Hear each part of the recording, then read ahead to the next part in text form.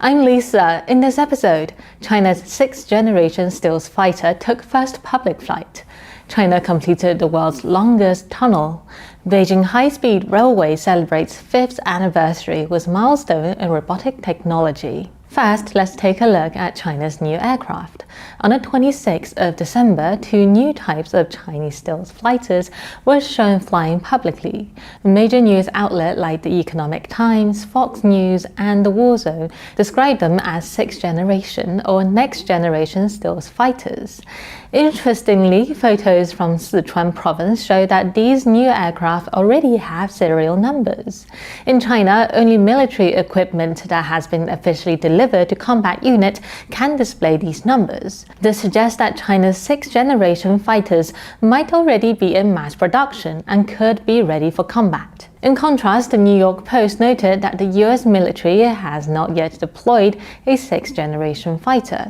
This suggests that the US Air Force may be behind China by up to 10 years. The US Next Generation Air Dominance Program, intended to develop a 6th-generation fighter, was proposed in 2014, but as of now, there isn't even a prototype that can be demonstrated publicly. This has left many Chinese netizens confused. China's military budget for 2023 was about 210 billion USD, while the US military budget is a staggering $916 billion. That's 4 times larger than China's. So why is US military technology falling behind China? Chinese strategist Professor Wang Xiangsui offers an explanation. Developing a new generation of fighter jets depends on having advanced research facilities, particularly hypersonic wind tunnels. In this area, the US is at least 8 years behind China. Wind tunnels are facilities that stimulate real flight conditions on the ground.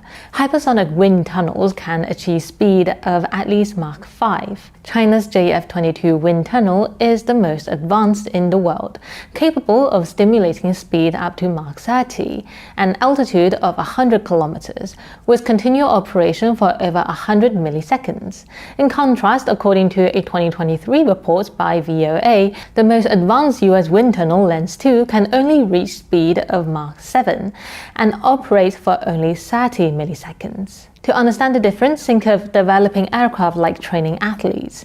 Having a super-fast treadmill allows engineers to closely observe the aircraft and give precise feedback without needing to transport it to high altitudes. This not only reduces the risk of industrial espionage, but also enhances the reliability of the technology being tested, ensuring greater safety for test pilots and fewer losses. The US Sandia National Laboratory's Z machine can accelerate airflow to Mach 30, but its main purpose is to study shock waves for nuclear fusion, and it can only operate for a very short time. Unlike Beijing's FJ-22, which is built for continuous operation, the Z machine cannot stimulate sustained high-speed flight conditions necessary for aircraft and missiles. The US scientific community has known about this gap for 8 years. Mr. Jiang Zhongling, the creator of the JF-22, received the American Institute of Aeronautic and Astronautic Ground Testing Award in 2016 for developing the world's largest shock wind tunnel. This recognition shows that US researchers understand the importance of increasing investment in wind tunnel research. However, as of November 2024, the US still lags behind. The latest wind tunnel delivered to the US Navy can only reach speed of Mach 10, which is just 1/3 of what China's JF-22 can achieve. However, the US has strong scientific potential. In the 2025 QS World University Rankings, 4 of the top 10 universities are in the US, and about 280,000 Chinese students study there. If the US can keep these talented individuals and nurture their creativity at NASA, there is still hope for catching up to China in developing 6th-generation aircraft. Unfortunately, the China Initiative launched by Trump in 2018 labeled many Chinese scientists at US universities and research institutions as economic spies and technology thieves. The Biden administration has not reversed this policy. A tragic case occurred on 10th of July 2024 when Chinese neuroscientist Professor Jing Yingwu, accused of having close ties to Beijing, lost her lab at Northwestern University, leading to her suicide. With Trump returning to the White House in just 20 days, the future of Chinese students and researchers in the US remains uncertain. It is clear that after World War II, the US showed remarkable inclusivity by welcoming German missile scientist and Japanese bioweapons expert from Unit 731. However, for scientists of Chinese descent, even those who pay for their own education in the US, it seems that America is no longer a place where they can fully realize their creative potential. According to LinkedIn, in 2023, 80% of Chinese students studying abroad choose to return to China for work. For a country like the US, which depends on high-value industries for foreign exchange, losing its inclusivity and ability to guide technological development could lead to not just the loss of the sixth-generation fighters, but also put its future at risk. Moving on the 30th of December, China finished the Tianshan Victory Tunnel in Xinjiang province, making it the world's longest highway tunnel at 22.13 kilometers.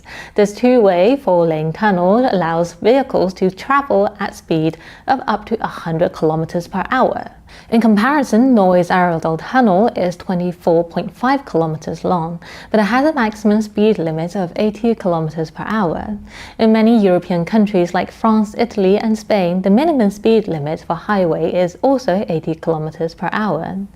Therefore, although the Tianshan Tunnel is shorter overall, it ranks first among highway tunnels due to its higher speed limit. The most significant benefit of this new tunnel is that it reduces the time to cross the Tianshan Mountains from 3 hours to just 20 minutes. The Tianshan Mountains are one of the world's major mountain ranges, stretching about 2,500 kilometers across 4 Asian countries. This tunnel has changed the geographical barrier between China's Xinjiang and Tibet provinces in just 52 months.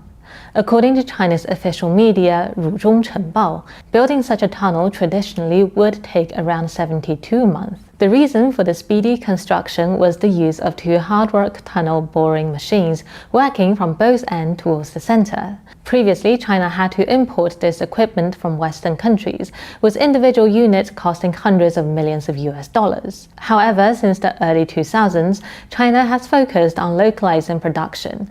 By 2019, it was able to produce nearly all components of TBMs domestically. Today, Chinese-made TBMs cost less than 30 million RMB, approximately 4.1 million US dollar each. It is foreseeable that the funds saved from purchasing expensive imported equipment will be further used to improve China's domestic R&D level or build more infrastructure.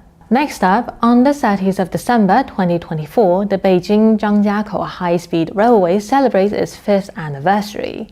It was the first rail line in China to use intelligent automatic train operation technology, allowing trains to drive automatically at speeds of up to 350 kilometers per hour. This system ensures that train stops at station accurately within 0.5 meters and on time 100% of the time. This smart rail line has successfully completed over 60,000 kilometers of autonomous operation, demonstrating its reliability, which is an important factor as it prepares for the Spring Festival travel rush, the largest annual human migration in the world. During the 2023 Chinese New Year, China's railway transported 480 million passengers, averaging 12 million travelers each day. This requires about 500,000 railway workers to be on duty, many of whom could not celebrate the holiday with their families. Li Ping, a chief researcher at the Chinese Academy of Railway Science, noted that the use of robotic machine has cut repair time from 240 minutes to 125 minutes, reducing the need for manual labor by over 45%. As a result, for the first time, about half of the railway workers will be able to go home for the holidays. As all railways are state-owned in China, railway workers are not subject to arbitrary layoffs. 偷偷告诉大家，我最近发现了新法宝 Royal Face 逆时奇迹系列，它有活肤露、全效精华，还有精华霜。尤其我皮肤比较偏干，所以我非常的注重保湿。保湿做得好，肌肤自然烹饪。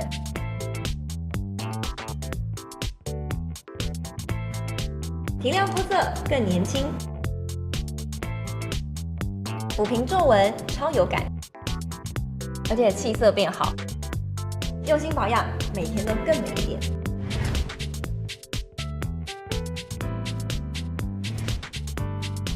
美吧。